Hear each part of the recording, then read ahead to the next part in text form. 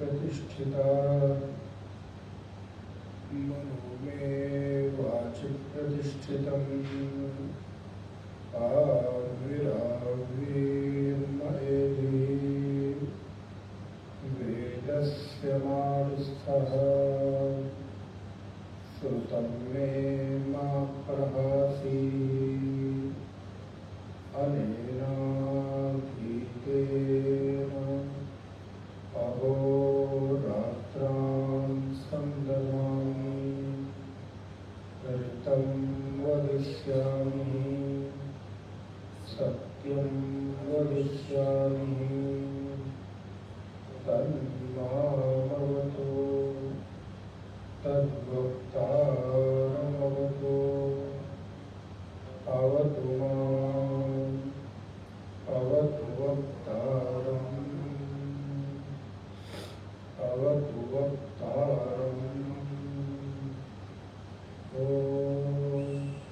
शान्ति शान्ति शान्तिः। नारायणं नमस्कृत्य नरं चैव नरोत्तमं देवीं सरस्वतीं व्यासं ततो जयमुदीरयेत्।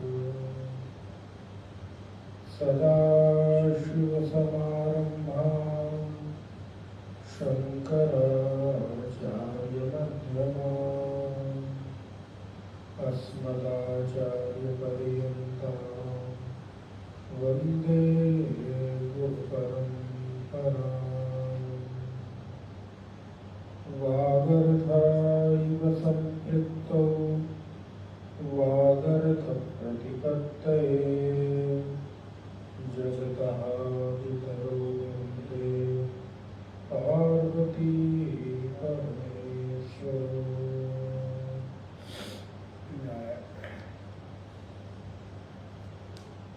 इस वल्ली का शांति मंत्र का पाठ करेंगे। ओम शन्नो मित्रः शं वरुणः शन्नो भवत्वर्यमा शन्न इन्द्रो बृहस्पतिः तन्नो विष्णुरुक्रमः नमो ब्रह्मणे नमस्ते वायो त्वमेव प्रत्यक्षं ब्रह्मासि त्वमेव प्रत्यक्षं ब्रह्म वदिष्यामि ऋतं वदिष्यामि सत्यं वदिष्यामि तन्मामवतु तद्वक्तारमवतु अवतु माम् अवतु वक्तारम्। ॐ शान्ति शान्ति शान्तिः।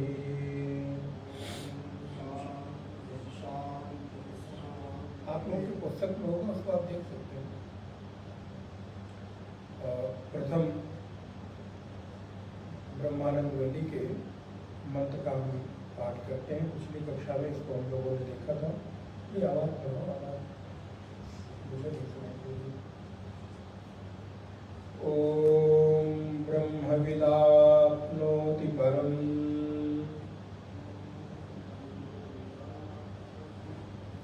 तदेशाभ्युक्तः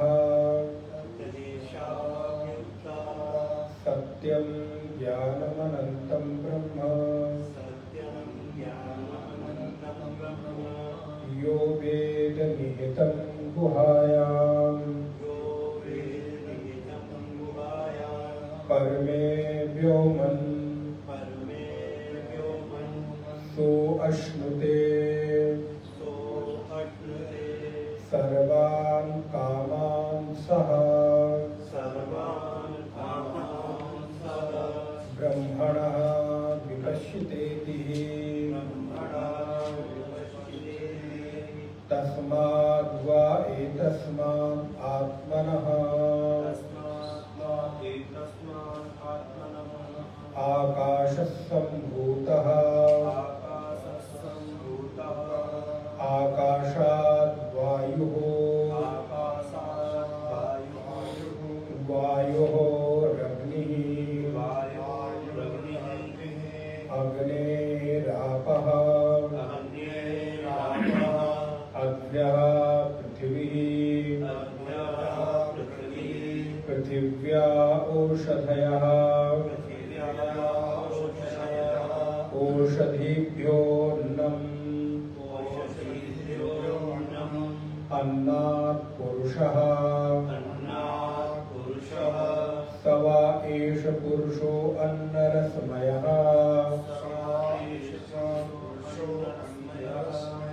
तस्येदमेव शिरः अयं दक्षिणः पक्षः अयम् उत्तरः पक्षः अयम् आत्मा इदं पुच्छं प्रतिष्ठः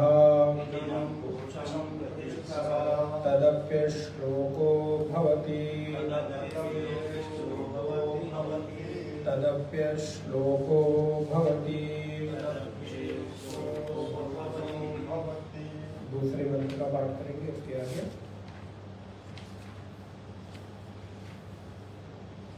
अन्नाद् वै प्रजा प्रजायन्ते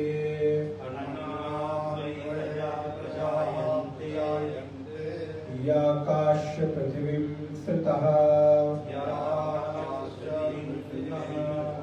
अथो अन्नेनैव जीवन्ति अथैनदपि यन्ति अन्ततः अन्नं हि भूतानां ज्येष्ठम् तस्मात् सर्वौषधमुच्यते सर्वं वै ते अन्नम् आप्नुवन्ति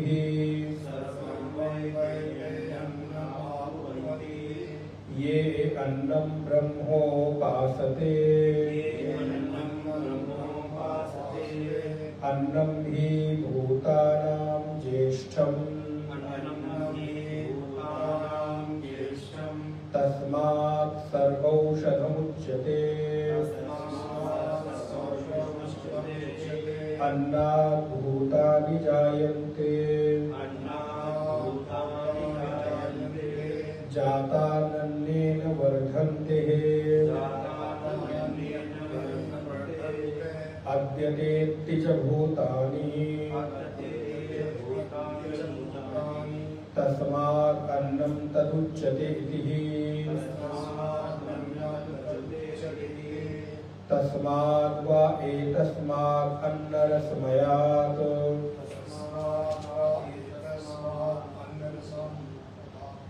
अन्योन्यतर आत्मः प्राणमयः तेनैष पूर्णः स वः एष पुरुषविद एव तस्य पुरुषविदताम् अन्वयं पुरुषविदः तस्य प्राणमेव शिरः व्यानो दक्षिणः पक्षः अपानः उत्तरः पक्षः आकाश आत्मा पृथ्वी पुच्छं प्रतिष्ठा तदप्येष श्लोको भवति तदप्येष श्लोको भवति।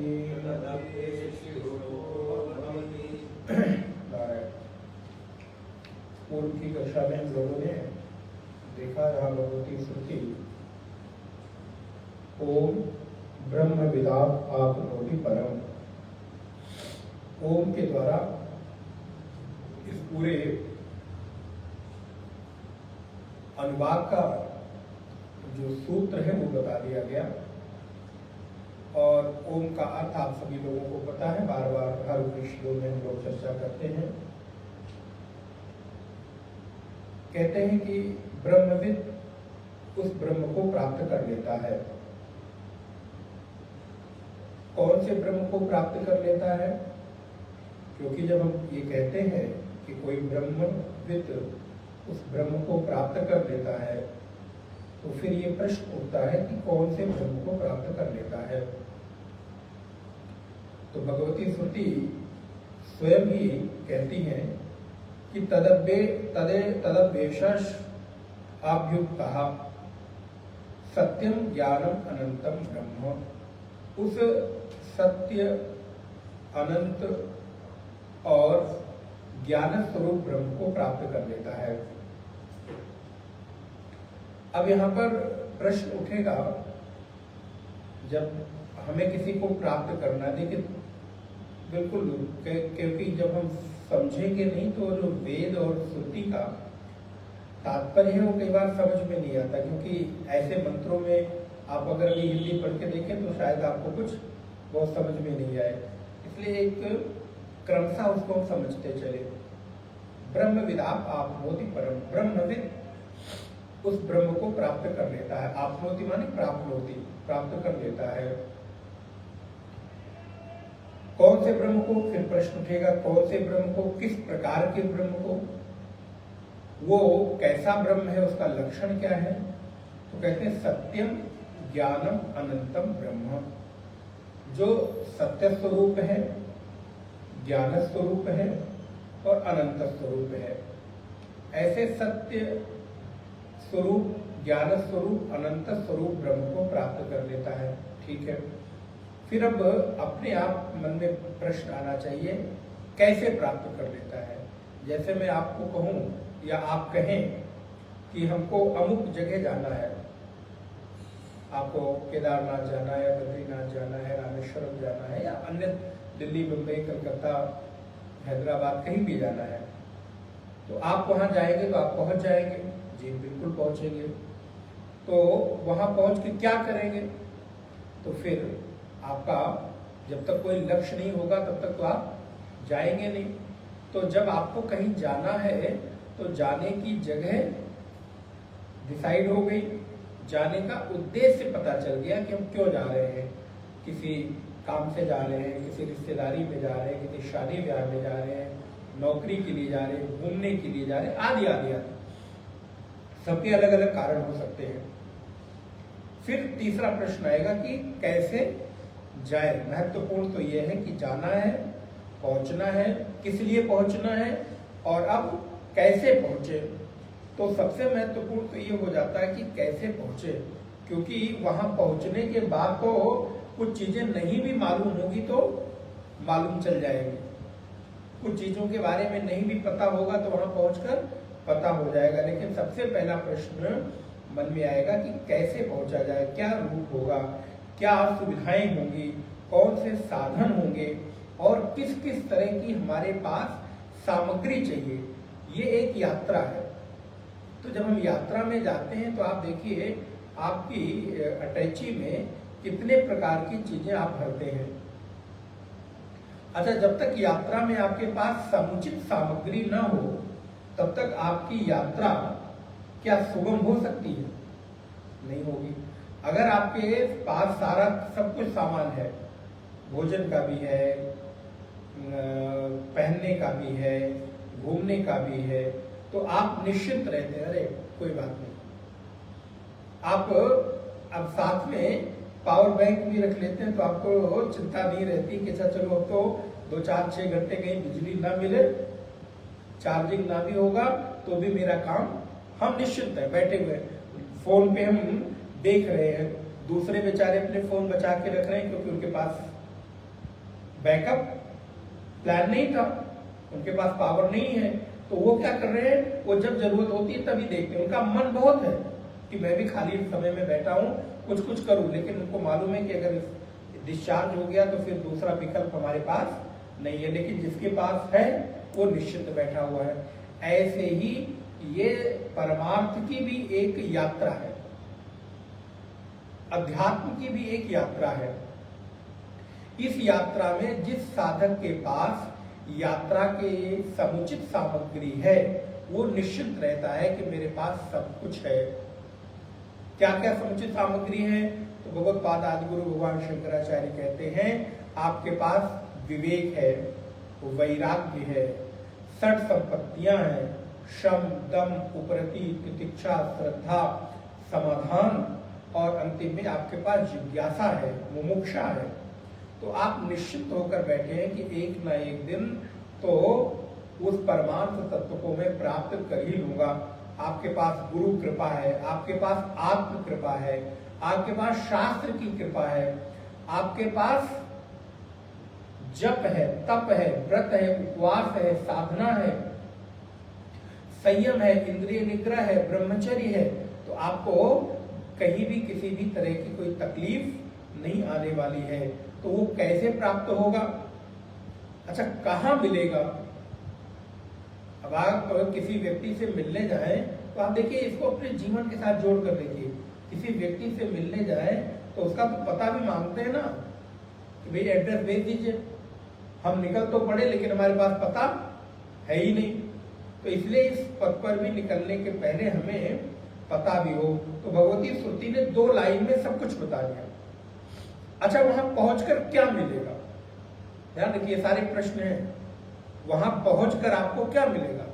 जहां आप जा रहे हो वहां पहुंचने के बाद आपके जीवन की उपलब्धि क्या होगी, और उस उपलब्धि का आपको आवश्यकता भी है कि नहीं है। सबसे पहले ये देखो, अगर आवश्यकता है तब तो इतनी मेहनत करो, नहीं तो क्या फायदा? खाओ पियो घूमो टहलो मौज करो। तो इस पैराग्राफ में पूरा का पूरा वेद भगवान ने चीजें बता दी। सबसे पहले ब्रह्मविद, ब्रह्म को प्राप्त करके, कौन से ब्रह्म को? जो परम है, सत्य, ज्ञान, अनंत और ज्ञान वाला है। कहां मिलेगा? तो बोले आपके हृदय में मिलेगा। यो वेद निहितम गुहायाम। निहितम माने स्थित है, गुहा माने अंदर। कहां पर? बोले परमे व्योमन। वो परम आपके हृदय रूपी गुहा में, हृदय रूपी इस गुफा में बैठा हुआ है। अच्छा, उसको प्राप्त कैसे करके क्या हो जाएगा? बोले सो अश्नुते सर्वान कामान सह। उसको प्राप्त कर लेने के बाद फिर आपको कुछ इच्छा नहीं रह जाती। सर्वान कामान सह। अच्छा सोचो, आपको अगर कोई ऐसी चीज मिल जाए, जब उसको मिल जाने के बाद आपको कुछ और पाने की इच्छा नहीं रह जाती, कितनी अच्छी बात हो। उसी प्रकार ये ब्रह्म ऐसा है, परमात्मा ऐसा है, भगवान ऐसा है, जो भी आप नाम देना चाहें, वो ब्रह्म ऐसा है कि उस ब्रह्म को प्राप्त कर लेने के बाद कुछ भी पाने की इच्छा नहीं रह जाती। बोले क्यों? क्योंकि आपकी सारी इच्छाएं पूरी हो जाती है, सारी इच्छाएं खत्म हो जाती है, फिर आपके पास कोई इच्छा बचती ही नहीं है। इसलिए ही कहते हैं कि उसको पा लेने के बाद कुछ भी पाना शेष नहीं रहता। कारण कि अब आपको कुछ पाना है ही नहीं, तो आपने तो सब कुछ पा लिया ना। जैसे अगर आपको कुछ भी चाहिए नहीं, तब तो सब कुछ आपके पास है। आप परेशान तो तब होते हैं, आपके भीतर तृष्णा तब आती है, आपके भीतर कई बार वासना का वेग इसलिए आता है क्योंकि आप पाना चाहते हैं। लेकिन अगर मुझे पाना ही ना हो तो मुझे क्या मतलब। जैसे इस जगत में या इस शहर में, इस मोहल्ले में कितने सारे लोग रहते हैं, लेकिन सभी हमको तो नहीं मिले हैं। उनके ना मिलने के कारण हमको कोई दुख भी नहीं है, कोई तकलीफ भी नहीं है। क्यों? क्योंकि आप उनको पाना ही नहीं चाहते। लेकिन हो सकता है उसी में से कोई एक ऐसा हो जो उसको पाना चाहता हो और उसके लिए वो परेशान होता हो, उसके लिए उसके भीतर जिज्ञासाएं, भावनाएं, वासनाएं, कामनाएं ये सब उमड़ती हों, क्योंकि वो व्यक्ति उसको पाना चाह रहा इसलिए। लेकिन जब आप किसी को पाना ही नहीं चाह रहे हो तो आपको कभी किसी तरह की कोई तकलीफ होगी नहीं। नहीं पाने का मतलब ही है कि आपने उसको पा लिया है। इसलिए उपनिषद कहता है कि ब्रह्म को प्राप्त कर लेने के बाद कुछ भी पाना शेष नहीं रह जाता, क्योंकि उसकी प्राप्ति के बाद सारी पूर्णता आ जाती है, हमारी सारी कामनाएं तृप्त हो जाती हैं। अब पिछली कक्षा में हम लोगों ने थोड़ा विस्तार से देखा था। अब यहाँ पर मैंने आपको कहा था कि इस विषय पर हम थोड़ा देखेंगे, ब्रह्म विदाम आपनोति परम। तो भगवान शंकराचार्य भाष्य में लिखते हैं, आपके पास शायद नहीं होगा, ब्रह्म विदाम आपनोति परम, हम उस ब्रह्म को प्राप्त कर लेते हैं। कैसे ब्रह्म को प्राप्त कर लेते हैं? तो भाष्य में लिखते हैं, ननु सर्वगतम सर्वस्य आत्मभूतम ब्रह्म वक्ष्यति। आपने ये कह दिया कि ब्रह्म सर्वव्यापक है और सबका आत्मा है, ऐसा श्रुति भी कहती है। तो जो सबका आत्मा है, जो सर्वव्यापक है, जिसकी कमी कहीं भी नहीं है, फिर उसको पाने की बात कैसी? समझ में आ रही ना? भाई मैं कह दूं कि ये जो प्रकाश है, चलो दूसरी तरह से उदाहरण दो, ये प्रकाश पूरे कमरे में व्याप्त है। तो जब ये पूरे कमरे में व्याप्त है, सब जगह गया हुआ है, तो इसको अलग से पाने की बात ही क्यों करना? तो वैसे ही जब परमात्मा ब्रह्म जगत के कण कण में व्याप्त है, जगत की प्रत्येक सत्ता में व्याप्त है, तो उसको पाने की बात क्या करना? क्यों ऐसी बात कर रहे हो? ये तो अपनी ही बात कह के काटने वाली बात हो गई। एक तरफ तो आप कहते हो कि वो सब जगह है और फिर कहते हो उसको पाने की इच्छा करो, उसको पाने की कोशिश करो।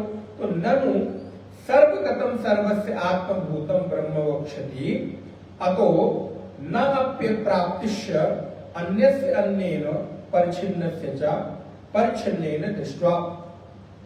जब वो आत्मा सब जगह व्याप्त है, सर्वव्यापक है, तो सर्वव्यापक परमात्मा को पाने के लिए किसी भी तरह की कोशिश करना, किसी भी तरह का प्रयास करना, किसी भी तरह का उद्यम करना, जब तक व्रत उपवास करना, ये तो कहीं से नहीं बनता। जब वो हर जगह है तो मेरे में भी है, तो मेरे में जब है तो जो है उसको पाने के लिए अलग से प्रयास क्यों करें? भगवत शंकराचार्य कहते हैं ना, ऐसा नहीं है। क्यों? अपरिच्छिन्नम सर्वात्मकम च ब्रह्मेत्यतः परिच्छिन्न वदनात्मच तस्य अप्राप्ति अनुपन्नः नायम दोषः। इसमें किसी भी प्रकार का कोई दोष नहीं है। कथम? बोले दर्शन अदर्शन अपेक्षत्वात् ब्रह्मणः आपनोति। हर जगह है, ये सच है।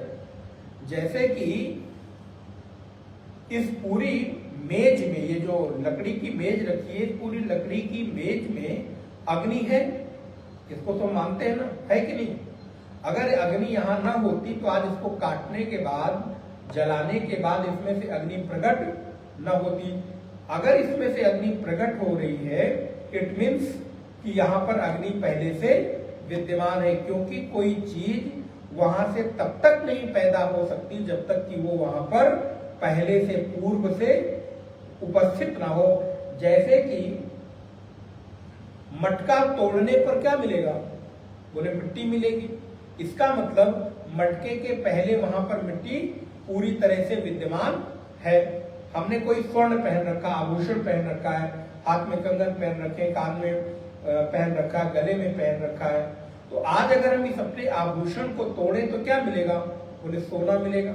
लेकिन अभी देखने में तो हम क्या कह रहे, सोना तोड़ो कहते हैं, हम कहते हैं हमने माला पहन रखी है, हमने अंगूठी पहन रखी है, हमने कंगन पहन रखा है, हमने ब्रेसलेट पहन रखा है, हमने करधन पहन रखी है, हमने पायल पहन रखी है। नाम तो हम अलग दे रहे हैं, लेकिन अगर इसको तोड़े तो तोड़ने के बाद वहां पर पायल जैसी कोई चीज नहीं मिलेगी, वहां पे हार जैसी कोई चीज नहीं मिलेगी। वहां पे मिलेगा क्या? बोले वहां पर या तो सोना मिलेगा या चांदी, जिसकी भी होगी सोना मिलेगा, क्योंकि वहां पर पहले से स्वर्ण मौजूद है। अगर वहां स्वर्ण ना होता तो आप अपने आभूषण को कितना भी तोड़ लो, स्वर्ण नहीं मिलेगा। अब अगर कोई पीतल का पहन ले सोने के नाम पर और उसको तोड़ने जाए तो क्या वहां पर उसको सोना मिलेगा? क्या मिलेगी? बोले पीतल मिलेगी। बोले दिख तो वो भी सोने जैसी नहीं थी, हमने सोने के चक्कर में पीतल खरीद लिया और जब पीतल बेचने गए तो पीतल मिल रहा है, तो हम कहेंगे नहीं नहीं, हम तो सोना खरीदे थे, सोना चाहिए।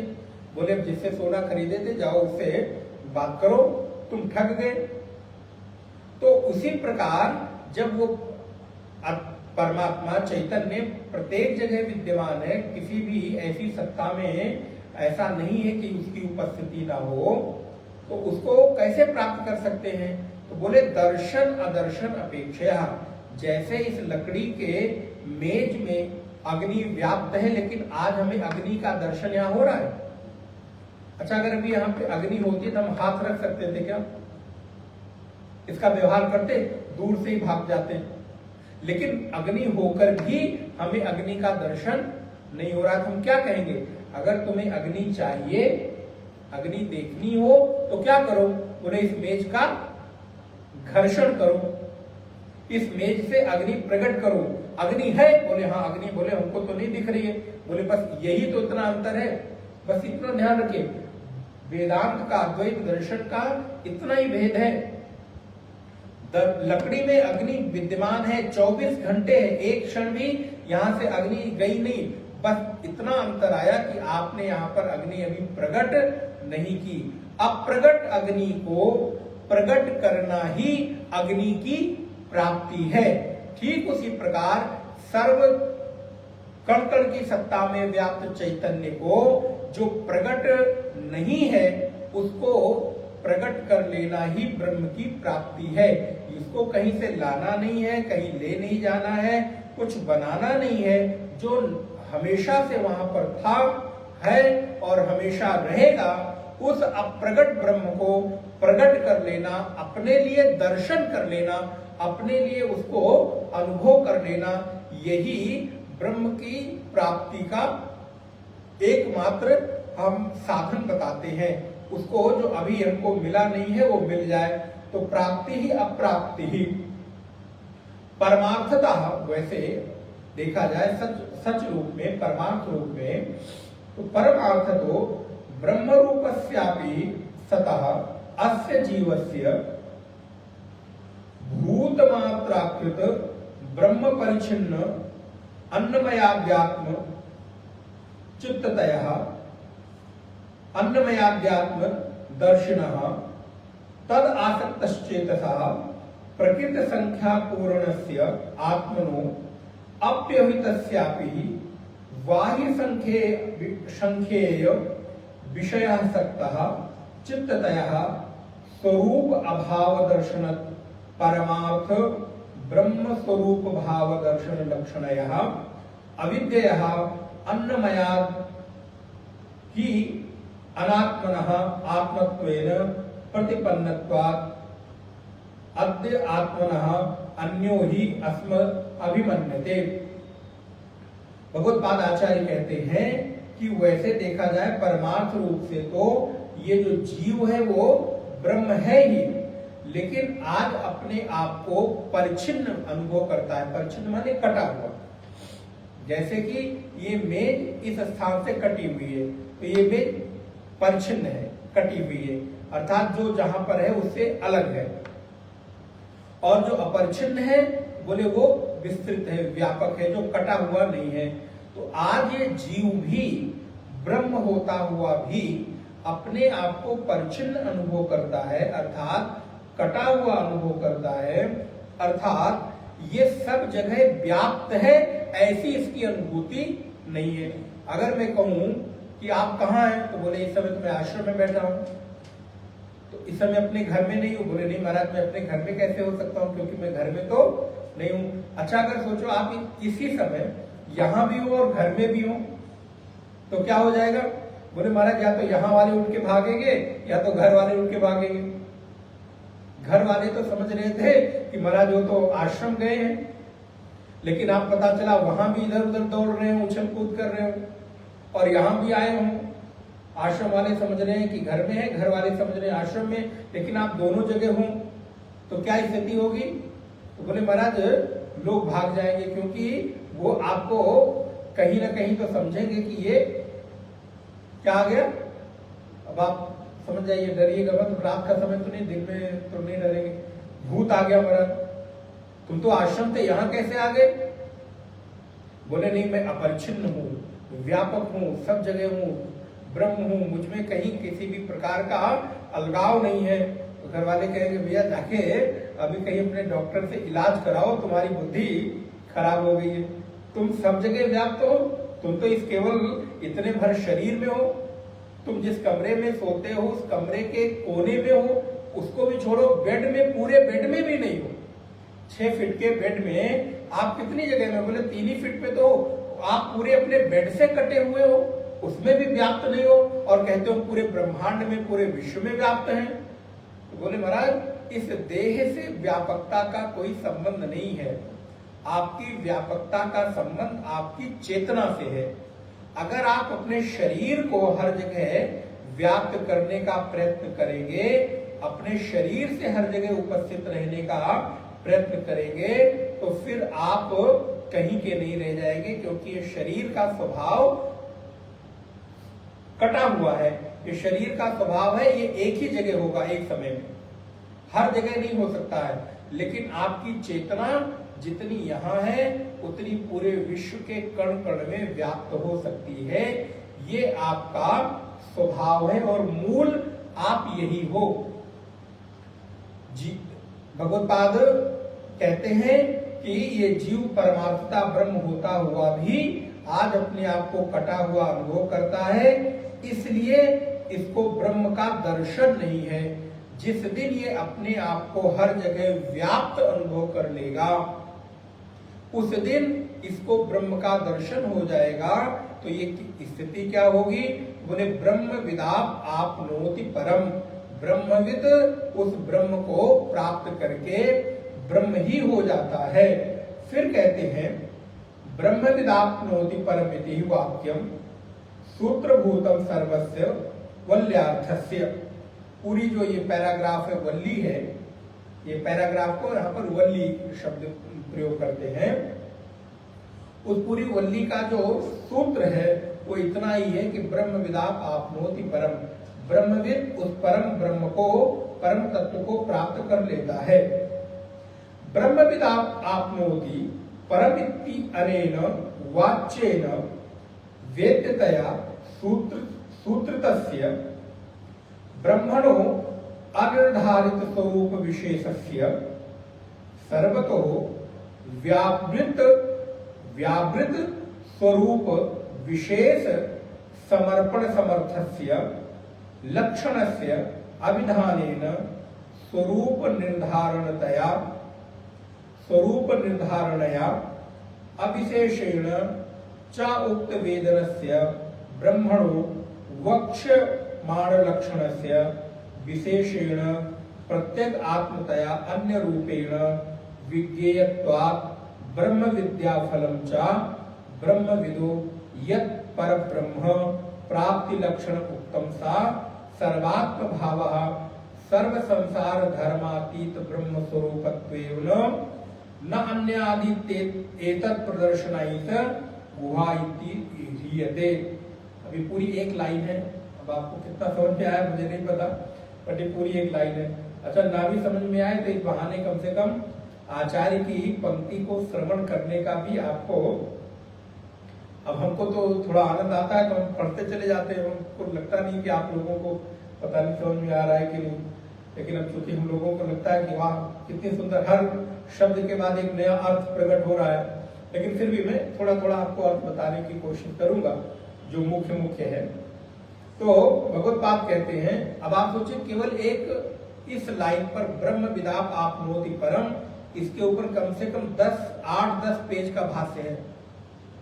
आप समझ सकते हैं कितना विस्तार किया होगा भगवत्पाद ने। तो अब यहाँ पर आचार्य कहते हैं ब्रह्म विदाप आपनोति, ये जो ब्रह्मविद उस ब्रह्म को प्राप्त कर लेता है, ये आपके स्वरूप के निर्धारण के लिए है कि यथार्थ में आपका स्वरूप कैसा है। आप अपने जीवन के स्वरूप को, आप स्वरूप का तात्पर्य है जो आप पाना चाहते हैं। स्वरूप का तात्पर्य होता है अहेयम अनुपादेयम,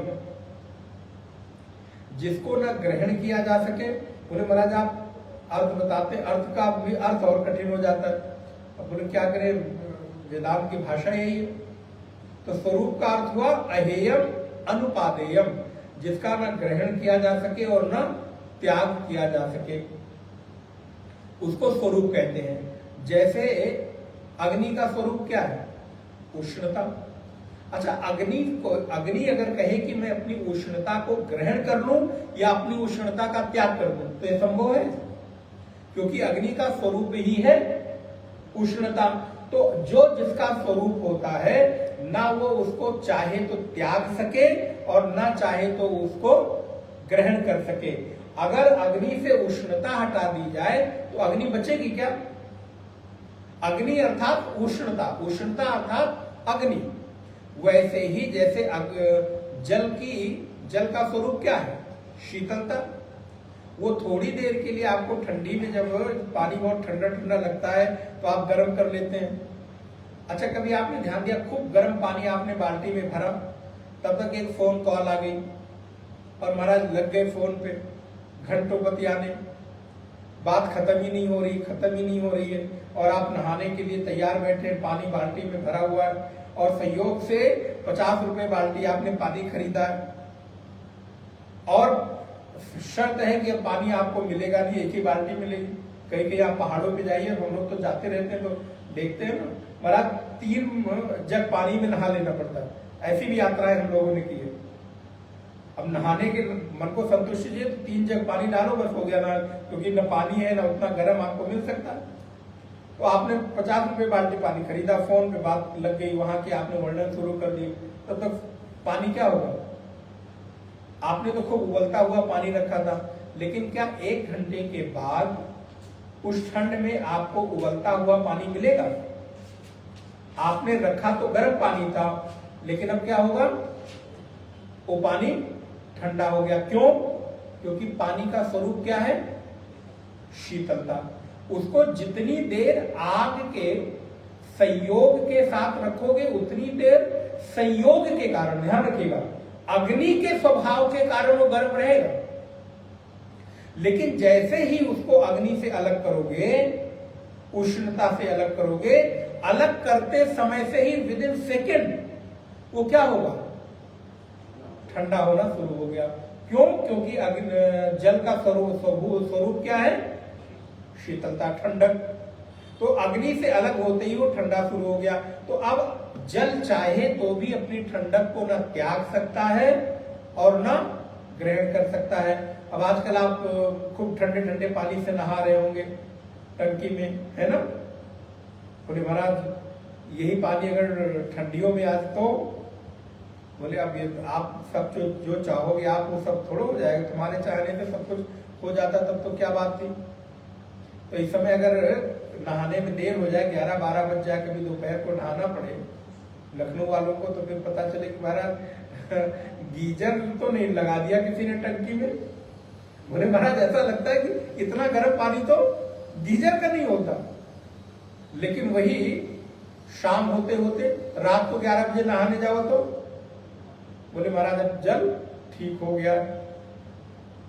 तो क्या हुआ? जल सूर्य की उष्णता के कारण, सूर्य के प्रकाश के कारण गर्म हो गया, लेकिन जैसे ही उसका प्रकाश कम हुआ वैसे ही वो ठंडा हो गया। बोले महाराज इतनी लंबी कहानी किस लिए? बोले इतनी लंबी कहानी इसलिए क्योंकि आप भी वही हो। मूलतः आपका स्वरूप ज्ञान का है। अच्छा, यहाँ जितने लोग भी बैठे हैं, अगर हम किसी व्यक्ति को मूर्ख कहें तो अच्छा लगेगा? बोले महाराज हम इसीलिए थोड़ा ना आए, हम तो ज्ञानी बन रहे हैं और ज्ञानी होने के लिए आए हैं। एक और तमगा लगाने के लिए कि अभी तक तो स्केन का प्रश्न नहीं पढ़ा था, अब तैतरे भी पढ़ लिया, एक उपनिषद का तमगा और लग गया। अच्छा, हम अगर कहें आप अज्ञानी हैं तो आपको कैसा लगेगा? बोले महाराज अज्ञानी से अज्ञानी व्यक्ति भी खुद को ज्ञानी ही मानता है। क्यों? क्योंकि ये आपका स्वभाव है। आत्मा कभी भी अपने को अज्ञानता में संतुष्ट नहीं करती। अच्छा, अगर हम कहें कि आप अपने आप को सीमित कर दो, तो सीमित पना किसको पसंद है? आज हम सब लोग जितने भी लोग हैं अपने आप को विस्तार करने की तो कोशिश कर रहे हैं। भले विस्तार अलग अलग हो, कोई बिजनेस में कर रहा है, कोई नौकरी में कर रहा है, कोई घर में कर रहा है, कोई मकान बना के, कोई दुकान बना के, कोई व्यापार करके, कोई अपना ज्ञान का प्रसार करके। आप देखिए प्रत्येक व्यक्ति अपने विस्तार में ही लगा हुआ है। क्यों? क्योंकि विस्तार आपका क्या है? बोल सकते हैं आप, विस्तार आपका स्वरूप है। आपका स्वरूप भूमा है। उपनिषद कहता है यो वै भूमा तत् सुखम न अल्पे सुखम अस्ति। जो भूमा है, भूमा माने व्यापक, बड़ा, जो भूमा है उसी में सुख है, विस्तार में ही सुख है। अच्छा, आप देखिए उदाहरण थोड़ा थोड़ा अपने से पकड़ के, आप जब संकुचित होने लगते हैं तब सुखी होते हैं कि जब विस्तार होने लगता है तब सुखी होते हैं? एक कमरे का घर हो तब सुखी होते हैं कि उस एक कमरे का विस्तार जब 2 घर का हो जाए, 2 कमरे का हो जाए तब? बोले 3 का हो गया, बोले और 4 का, बोले कोठी बन गई, बंगला बन गया। क्यों? भले आपकी आत्मा का विस्तार नहीं हो रहा, लेकिन उस विस्तार को आप भौतिक रूप में भी जब आप विस्तरित होते हैं तब आपको सुख की अनुभूति होती है, क्योंकि आपका स्वरूप विस्तार का है। अच्छा, आपका स्वरूप आनंद का है। आप कितनी देर दुखी रह सकते हैं? अच्छा, कितनी देर क्रोधी रह सकते हैं? चलिए, आपको लगता है आपको बहुत गुस्सा आता है ना, कितनी देर? 1 घंटे, 2 घंटे, 3 घंटे, 5 घंटे, 8 घंटे? अच्छा, 2 दिन, 5 दिन, 15 दिन, 1 महीने? अगर हम कहें जिंदगी भर क्रोध में रहो, जिंदगी भर दुखी बन के रहो, तो क्या आप रह सकते हैं? लेकिन अगर हम कहें कि जीवन भर सुख में रहो, आनंद में रहो, प्रेम में रहो, तो आप रह सकते हैं? बोले महाराज बिल्कुल रह सकते हैं। तो आप जीवन भर क्रोध में नहीं रह सकते, लेकिन जीवन भर प्रेम में रह सकते हैं।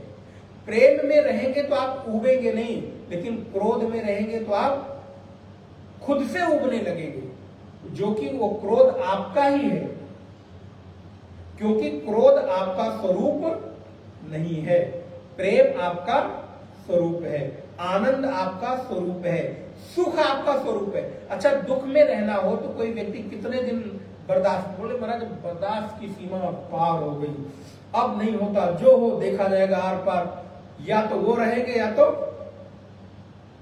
हम रहेंगे, अब आज महाराज हो ही जाएगी। बोले या तो आदमी क्यों किसी को मारता है, क्यों किसी से झगड़ा करता है, क्यों किसी से दूर होता है? क्योंकि वो बहुत देर तक क्रोध में, दुख में नहीं रह सकता है। उसको लगता है या तो रहे या तो खत्म हो, चलो खत्म होकर काम खत्म करो भाई, हमको अपना जीवन जीने दो, तुम अपना जीवन। ये क्या है? आप जब इसको प्रकारांतर से देखेंगे तो ये आपके विस्तार का ही एक स्वरूप है। आप संकुचित वृत्ति में नहीं रह सकते, लेकिन विस्तारित वृत्ति में रह सकते हैं। क्रोध में, घृणा में 10 दिन नहीं रह सकते। आप 10 दिन बिना क्रोध और घृणा के रह सकते हैं प्रेम में, लेकिन अगर लगातार 10 दिन क्रोध में रहना हो तो बोले महाराज जिससे क्रोध है वो सामने आएगा तो भले बनावटी का क्रोध कर ले, लेकिन जैसे ही कमरे में जाएंगे तुरंत रिलैक्स हो जाएंगे। होता है कि नहीं ऐसा? जिससे आप गुस्सा करते हो वो जब सामने पड़ता है तो गुस्सा हो गया, मुंह फुला दिया, लग गया महाराज के। लेकिन जैसे ही वो व्यक्ति ओझल हुआ, छोड़ जाने दो, खाओ पियो मौज करो, फिर देखा फिर वो सामने पड़ा तो फिर आप क्रोधित हो गए, फिर आप घृणा में आ गए। क्यों? क्योंकि आपका स्वभाव, आपका स्वरूप नहीं है। ज्यादा दिन तक आप अपने स्वरूप से अलग रहकर जी नहीं सकते, लेकिन आप अपने स्वरूप में जीवन भर, वर्षों वर्ष, हजारों वर्ष भी रह सकते हैं। इसलिए श्रुति कहती है यो वही भूमा तत्सुखम, जो भूमा है उसी में सुख है, ना अल्पे सुखम अस्ति, अल्प में, थोड़े में सुख नहीं है। अच्छा, अगर थोड़े में सुख होता तो जितना महीने का पैकेज मिल गया एक बार, उससे अधिक पाने की इच्छा क्यों होती? बोले महाराज मिल गया, अल्प में सुख है। बोले महाराज अब यहाँ रिजाइन करके यहाँ ज्वाइन कर लो, वहां रिजाइन करके यहाँ ज्वाइन कर लो, यहाँ रिजाइन करके वहां ज्वाइन कर लो, यहाँ बना दो तो वहां से पैसा आए, वहां बना दो तो वहां से कुछ पैसा आए। क्यों? क्योंकि बोले अल्प में सुख, जितना जितना आता जाएगा उतना उतना हमारा सुख। ये हमारा भ्रम है, हम केवल आपको उदाहरण दे रहे हैं। बाहर के विस्तार से कभी आप सुखी नहीं हो सकते। हाँ, चूंकि अभी आपके भीतर का विस्तार नहीं है, इसलिए आप बाहर के विस्तार में सुख खोज रहे हैं। जिस दिन आपके भीतर का विस्तार हो जाएगा, उस दिन आपको भीतर के विस्तार से जब सुख की अनुभूति, आनंद की अनुभूति होने लगेगी, तो फिर आपको बाहर के विस्तार की आवश्यकता। आज आप बाहर का विस्तार इसलिए कर रहे हैं क्योंकि आपके भीतर का विस्तार नहीं है। आपको लगता है कि चलो 2 घर बना लेंगे तो सुख मिल जाएगा, 1 गाड़ी और खरीद लेंगे तो सुख मिल जाएगा, 4 कपड़े खरीद लेंगे तो सुख मिल जाएगा, यहां चले जाएंगे तो सुख मिल जाएगा, उनसे संपर्क कर लेंगे तो सुख मिल जाएगा। क्योंकि आज आपको है मांग सुख की, लेकिन वो सुख आप बाहर खोज रहे हैं। जिस दिन भीतर के सुख की अनुभूति होगी, उस दिन आप बाहर के विस्तार को धीरे धीरे समेटना शुरू कर देंगे। और अगर आपको अनुभव ना हो तो उन लोगों से देख लीजिए जिन लोगों ने बाहर का खूब विस्तार किया, सुख नहीं मिला, तो अंतिम समय में आकर धीरे धीरे क्या करते हैं? बोले समेटना शुरू करते हैं। बोले महाराज जब इतना रहे जितना अपने हाथ में सबको सिमटा रहे, कहां कहां देखेंगे? तो बोले एक समय बनाया था, यहां भी वहां भी वहां भी, शहर के 4 घर थे। बोले महाराज अब 3 घर बेच दो, क्योंकि बिजली पानी मेंटेनेंस कौन देखेगा, एक जगह कर लो। अब क्या कर लो? बोले समेट लो। अरे भैया एक समय तुम ही कह रहे थे कि 4 जगह बना लेंगे तो सुख मिलेगा, अब कह रहे हो समेट ले तो सुख मिलेगा। तो एक बात पर अपने टिके रहो ना। बोले नहीं महाराज, ये बात पता तब चलती है जब बाहर पूरा विस्तार हो जाता है और आदमी उसी में जीवन को अपने आहूत कर देता है। तो आचार्य कहते हैं कि भैया जब आप भीतर के विस्तार को प्राप्त करते हो, भीतर का विस्तार अधिक कर लेते हो, तो क्या हो जाता है? ये लाइन बहुत महत्वपूर्ण है, आपके पास ग्रंथ नहीं है। सर्वात्म भावः सर्व संसार धर्मातीत ब्रह्म स्वरूपत्वम् एव। सर्वात्म भावः, जब आपको सर्वात्म भाव की अनुभूति हो जाती है कि सब जगह तो मैं ही हूं, अब अधिक विस्तार की आवश्यकता क्या है? तो जितने भी संसार के धर्म हैं, सर्व संसार धर्म अतीत ब्रह्म स्वरूप, धर्म संसार के सारे धर्मों से अतीत करके, अर्थात उसको छोड़ करके, उससे आगे बढ़ करके ब्रह्म स्वरूपत्वम् एवं, फिर हम क्या करते हैं? बोले ब्रह्म के स्वरूप की प्राप्ति कर लेते हैं। कब? जब सर्वात्म भाव की प्राप्ति होती है तो संसार के धर्मों को छोड़ करके ब्रह्म के स्वरूप की प्राप्ति हो करके न अन्य, फिर अन्य कहीं हमारा कोई प्रदर्शन नहीं रह जाता है। फिर हम कहाँ जाते हैं? फिर बोले परमे व्योमन यो ब्रह्म निहितम। अगली लाइन आप देखिएगा ग्रंथ में, तो अगली लाइन है यो ब्रह्म निहितम गुहायाम। फिर आप कहां की ओर दौड़ते हैं? फिर बोले अभी तक बाहर की दौड़ थी, अब उस भीतर की दौड़, ब्रह्म जहां पर छुपा हुआ है वो परम गुह्य स्थान है, परम रहस्यमय स्थान है। आपकी गुहा, कौन सी गुहा? बोले अंतर हृदय, आपके हृदय रूपी गुहा की ओर फिर आपकी दौड़ प्रारंभ हो जाती है। भीतर से आपको ये अनुभव होने लगता है कि अब बाहर दौड़ने से कुछ मिलने वाला नहीं है। अब तो भैया जितना समेट कर भीतर प्राप्त कर लोगे उतना ही अपना है। फिर कहते हैं तदेशाभ्युक्तेति तत् तस्मिन् एव ब्राह्मण वाक्य उक्ते अर्थः एष अभ्युक्त आमनाता।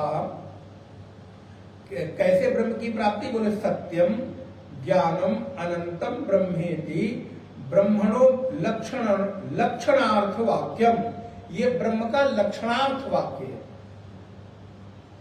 हर चीज के दो स्वरूप होते हैं, एक होता है स्वरूप लक्षण, एक होता है स्वरूप लक्षण, अर्थात जो उसका जैसा का जैसा स्वरूप है।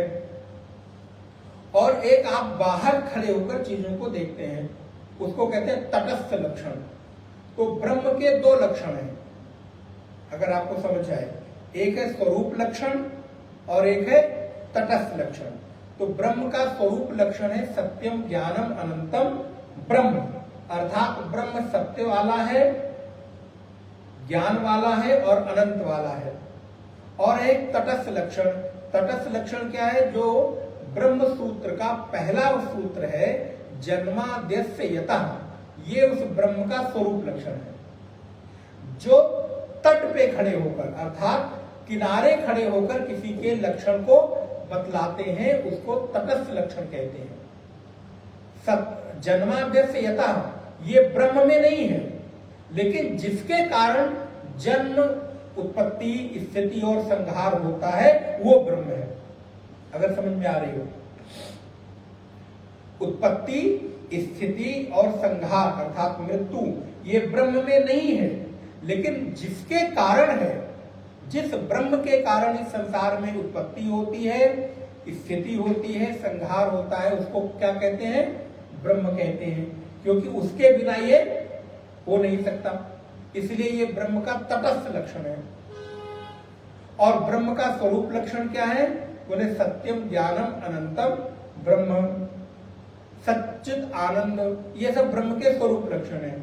अगर ब्रह्म भी चाहे, जैसे अभी मैंने आपको अग्नि का और जल का उदाहरण दिया कि अग्नि और जल चाहे तो अपनी उष्णता और शीतलता नहीं त्याग सकते, वैसे ही ब्रह्म भी चाहे तो ब्रह्म अपनी सत्यता को, अनंतता को और ज्ञान स्वरूपता का त्याग नहीं कर सकता है, क्योंकि सत्य ही ब्रह्म है, ज्ञान ही ब्रह्म है, अनंत ही ब्रह्म है, आनंद ही ब्रह्म है। तो अगर आप ब्रह्म से आनंद को निकाल देंगे तो ब्रह्म में बचेगा क्या? अच्छा, अगर ब्रह्म से आनंद को निकाल दें, सुख को निकाल दें, तो ऐसे ब्रह्म को आप लेना चाहेंगे? वैसे ही लोग आरोप लगाते हैं कि वेदांत की कक्षा, अद्वैत दर्शन, ब्रह्म ज्ञान बड़ा नीरस होता है, छूछा होता है। अच्छा, अभी आप देखिए 1 घंटे से आप बैठ के कितना दिमाग लगा रहे हैं। अच्छा, अगर अभी यही बैठकर 4 लोग गीत संगीत गा रहे होते, नाच गाना हो रहा होता, तबला बज रहा होता, तबले की थाप हो रही होती, हारमोनियम ऑर्गन बज रहा होता, तब आप सोचिए, आपको लगता वाह कितना रस है। लेकिन इसमें बोले महाराज इसमें और बुद्धि लगानी पड़ती है। क्या हम बुद्धि लगाने थोड़ा आए थे, हम तो सब कुछ छोड़ने आए हैं और यहाँ और बुद्धि लग रही है। बोले क्योंकि उस ब्रह्म की प्राप्ति उसी बुद्धि के भीतर छुपे हुए तत्व में ही होने वाली है। तो जब तक आप उसको नहीं करोगे तो उसकी प्राप्ति संभव नहीं है, आपके अंतर हृदय में निहित है।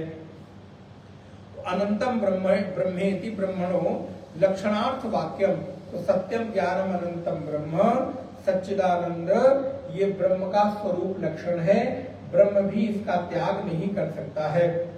सत्यादीनि त्रीणि विशेषणार्थानि पदानि विशेषस्य ब्रह्मणः विशेष्य विवक्षितत्वात् वेद्यतया विशेषण विशेषत्वेन सत्यादीन एकः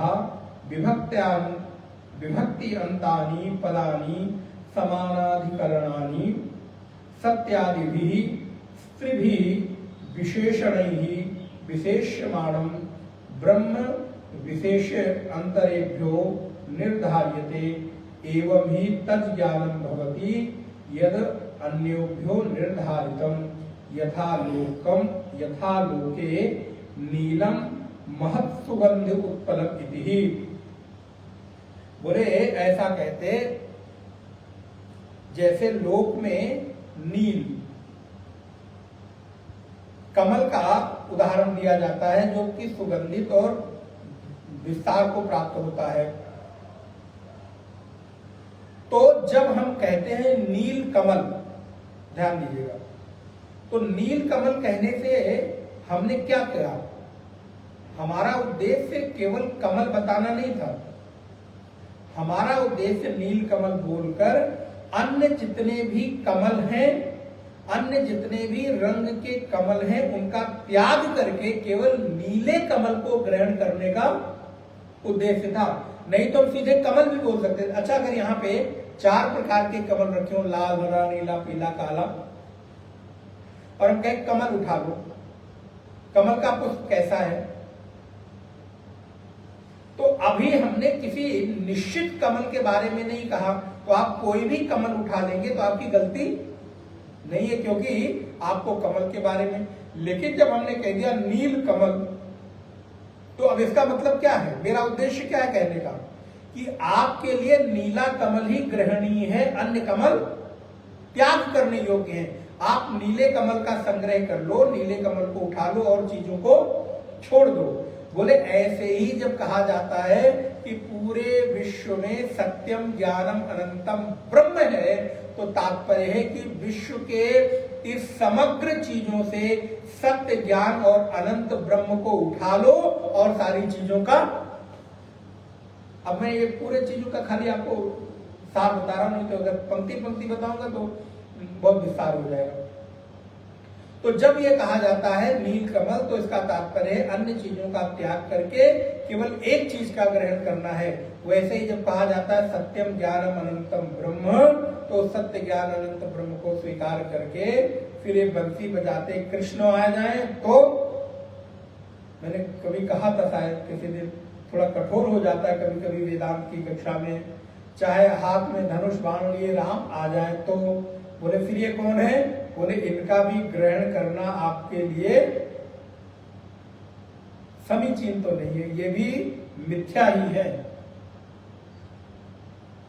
उस ब्रह्मविद की दृष्टि में बंसी बजाते कृष्ण भी वैसे हैं जैसे,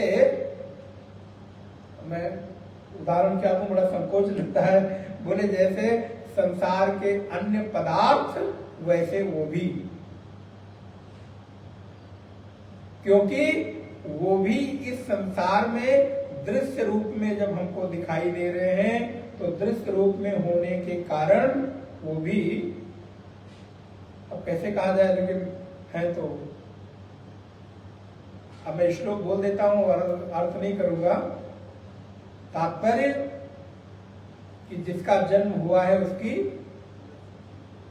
मृत्यु सुनिश्चित है, जो आज है वो कल नहीं रहने वाला।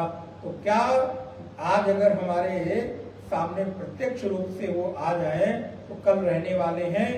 बोले महाराज जी आप निर्णय करो। इसलिए ब्रह्म ज्ञानी की दृष्टि में तो केवल और केवल वो ब्रह्म अद्वैत चैतन्य ही एकमात्र ग्रहणीय है। अन्य संसार के सारी चीजें दृश्य की कोटि में आने के कारण त्याज्य हैं। अस्तु, अगली कक्षा में देखते हैं। ये एक पैराग्राफ मुझे लगता है कई बार तक चलेगा। तो इसलिए सत्यम ज्ञानम अनंतम ब्रह्म। ओम पूर्णमदः पूर्णमिदं पूर्णात् पूर्णमुदच्यते पूर्णस्य पूर्णमादाय पूर्णमेवावशिष्यते। ओम शांति शांति शांति। हरि ओम।